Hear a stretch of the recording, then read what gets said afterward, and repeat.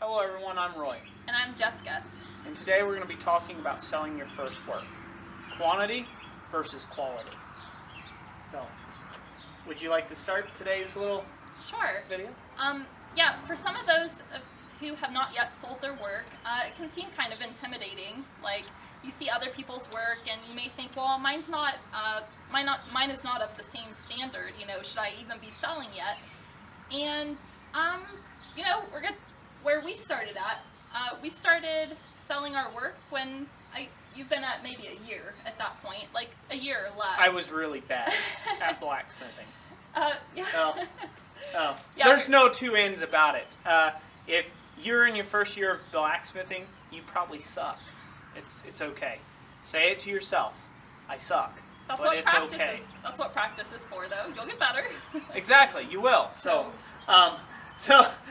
how do you go from selling your sucky work and then eventually being able to sell good, high-quality products to customers?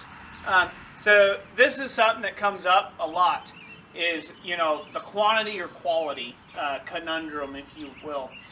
There's some guys that get into like wholesale or bulk making work or only production items, things like that. And what that is, that's a masking because they don't have the skills to do high-end one-offs of things. And so therefore, you mask it a little bit more with production. And then, you have the other guys that, they're prima donnas and they think that they have to only make $30,000 for that ugly piece of ironwork that they spent far too long sculpting and calculating the universe and how, the creator brought it down to them and poof and voila, and they molded it and it just kind of transformed into being what it was. That's stupid.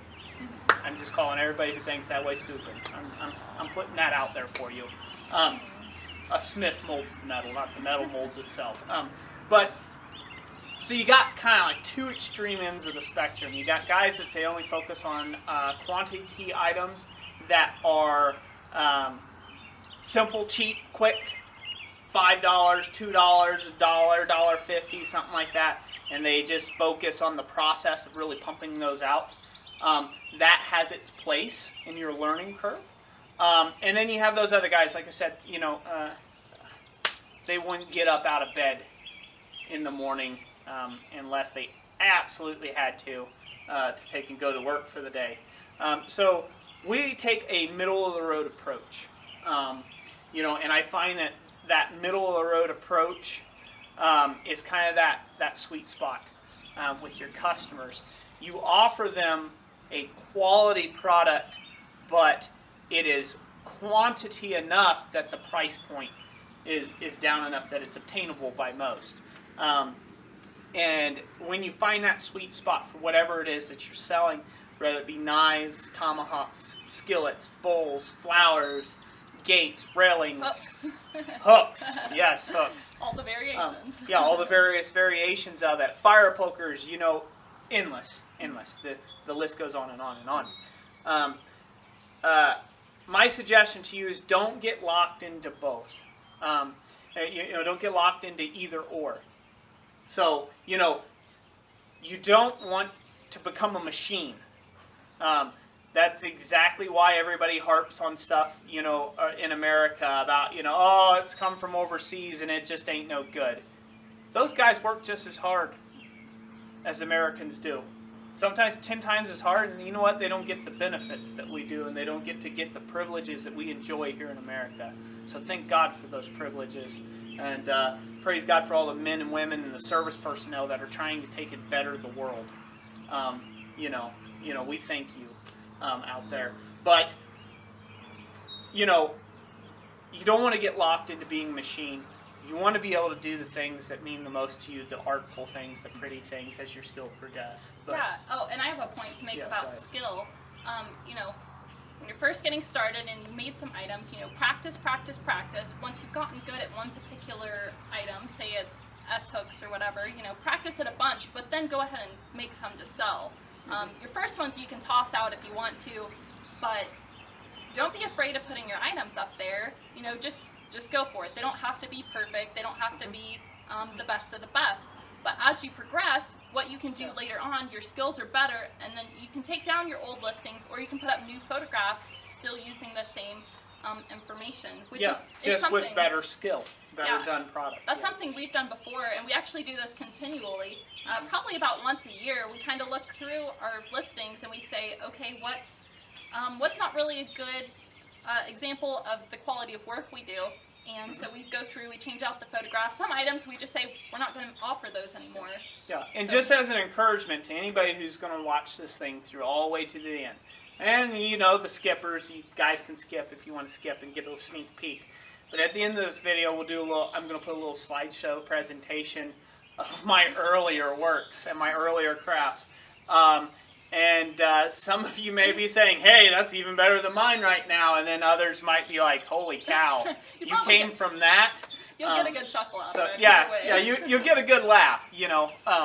But that is, you know, there again, you don't want to be a machine, and you don't want to be a prima donna thinking that, you know, everybody owes you thousands of dollars for what you do. You're not that special. You know, there's literally thousands of other smiths out there. If you're a knife maker, sorry for you guys. You guys got a lot of competition out there in the market space. But it's not undoable. As I've said in previous videos, you know, you can never fail at what you're passionate about. You know, don't get into this whole thing just for sales, money. You know, it's got to be something you truly love to do, and something that you really want to do. There's a lot of generational blacksmiths out there that don't really love their craft. I mean, they kind of got stuck into it because it was a family business, and they feel obligated. They got to stay with it because it's a family thing. It's something Daddy did, or you know, great granddaddy or great grandma did, or whatever. It was kind of a passed down thing, and so they've stuck with it. And you can see through the way they approach the world. You know, their ironwork is gone cold. It's just went cold, you know. And so, you know, you can still make it as a bladesmith. You can make it as a blacksmith. You can make it selling hooks. If you really like selling hooks, or maybe you like selling, I know a guy, all he does and all he makes is split crosses. And he loves split crosses. And he's thought of every way to Sunday how to make a split cross. There's a guy that sells on Etsy. He makes a six-figure income.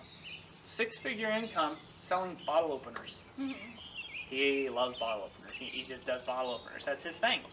That's his niche. And he's kind of struck that chord with people, and you know, it's going great for him. So that could be you. You know, you could be that next thing. You could make hand-forged nails, and however piddly that may seem in comparison to a railing, you know, that may be something you just love to do. You can get efficient at it, and you can tool up for it, and it just becomes a great day for you. You know, you can sit on a stool, you can make nails or something. You've got the right equipment and stuff, and you're just happy as a scuttler. So, you know. So, any other points you'd like to point out real quick? So. One other thing, you know, we definitely encourage you all to try selling some of your items. And even if you don't want to do blacksmithing as like a full-time career or occupation, you know, just think about selling some of your work to like fund your tools. You know, you could add more tools to your shop. You could get a better anvil, you know, or some other things. I'm sure everybody has tools they want, so you know, you could apply your money towards that, and it just helps bring in the income towards that. So we encourage you, you know, go ahead and try making a listing, try selling on Etsy or locally or wherever works for you. But just do it. Yeah, and you know, when we started, you know, we didn't start originally with Etsy. We didn't start with our own website or even eBay, although we have been doing those things for a long time now. We started, you know, hitting up local craft shows, and to be honest with you, there was times that. You know, she made fudges and candies and goodies and stuff, and then I made ironwork, and there was a lot of times where my ironwork sat on that table all day, and her goodies just disappeared. And I thought, well, maybe I just need to be a baker, you know, and instead. And honestly, I look back at them old photos, which we'll put at the end. That I would not personally sell them now, but I have reached this level of expectation of my ironwork from my clients and my customers and the people that I interact with daily. And so I'm at that level. But it's okay. You don't have to be at that level. You don't have to perform at the level that you oftentimes think in your mind in order for people to find your work interesting. Because, where I have to charge something, maybe $100 for an item, you may be able to get away with charging $10 for the same item. And it just makes your day, and it makes that person happy. And yeah, maybe it's a little different quality on the quality standards and stuff, or maybe it's just not as good, but there's some people, they like that too. That's right. And you have to think, a lot of these people shopping for hand-forged items, they can't forge themselves. So anything's better than what they could do. So exactly. So, so be proud of yourself, be proud of your work, be passionate about it, and then, price accordingly. If you know that you are not if you know that you are not to the level of smoothness, your finish work's not that great, or it's this or it's that, price it accordingly to other guys that's kind of in your same space in what you need. And just price it there and, see how it goes, and don't make one item. This is just a real quick tip before we go. Don't make one item your make or break. We have done a lot of items that I was super passionate about and super excited about, and I was like, I know people are going to eat this up, and ooh, money, money, money, money, money, money, money. It's just going to fall from heaven. Didn't sell anything. Or it took a year, even. Or it took a year or 2 years. And if I would have based my whole business strategy on one item, that one thing that I just thought everybody needed in their home, I wouldn't be where I'm at today. So, keep innovating, keep finding new stuff to do, keep learning. Yeah, push yourself. Have fun, push yourself, have fun. This is a craft. You have to love the craft. And that's what will make you successful. So, anyways, that's it for today, guys and gals. We appreciate you watching and enjoy the slideshow.